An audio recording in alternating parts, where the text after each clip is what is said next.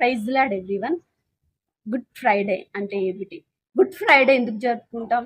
యేసుప్రభు శిలువ వేసిన రోజుని, యేసుప్రభు మరణించిన రోజు గుడ్ ఫ్రైడేగా అందరము జరుపుకుంటాం. మరి గుడ్ ఫ్రైడే, మరి యేసుప్రభు ముందు జీవించిన దినాలన్నీ కూడా మనం చూసినట్లయితే మరణించిన దినం రోజునే ఎక్కువ బాధ, ఎక్కువ శ్రమ, ఎక్కువ దుఃఖము పడి ఉన్నాడు. మరి ఆ రోజుని, ఆ యొక్క దినాన్ని శుభ శుక్రవారము, మరి గుడ్ అనేందుకన్నా మరి బ్యాడ్ కదా, మనల్ని ప్రేమించే వేసే మరణిస్తే మనకి బ్యాడ్ ఫ్రైడే అనాలి. కానీ గుడ్ ఫ్రైడేగా మనం ప్రకటిస్తున్నాం. ప్రతి సంవత్సరం గుడ్ ఫ్రైడే జరుపుకుంటున్నాం.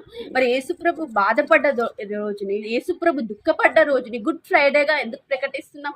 మానవులుగా మనం దేవుని వైపున చూస్తే నిజంగానే యేసుప్రభు బాధపడిన రోజు మనం కూడా బాధపడాలి, బ్యాడ్ ఫ్రైడే అనాలి. కానీ అంతకు ముందు ఎన్నో సంవత్సరాల నుంచి, ఎన్నో రోజుల నుంచి ఎదురు చూస్తున్న విమోచన యేసుప్రభు మరణించాక ప్రపంచానికి, భూజనులందరికీ కలిగింది.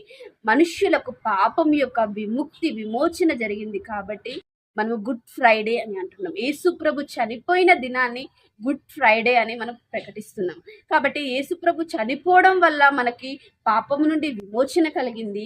మనము దేవుని రాజ్యాన్ని స్వతంత్రించుకునే హక్కు దేవాదేవుడు మనకి ఇచ్చాడు. అందుకే గుడ్ ఫ్రైడేగా మనందరం జరుపుకుంటాం. యేసుప్రభు మరణించిన దినాన్ని మరి శుభ శుక్రవారంగా జరుపుకోవడానికి గల కారణం ఏంటిదంటే, మనము దేవుని రాజ్యానికి హక్కుదారులం అయ్యాము. ఆదాము పాపము చేసి దేవునికి దూరముగా వెళ్ళాడు. కానీ మరలా యేసుప్రభు మరణించడం వల్ల మనము తండ్రి అయిన దేవునికి దగ్గరగా వెళ్ళడానికి దేవుడు సహాయం చేశాడు.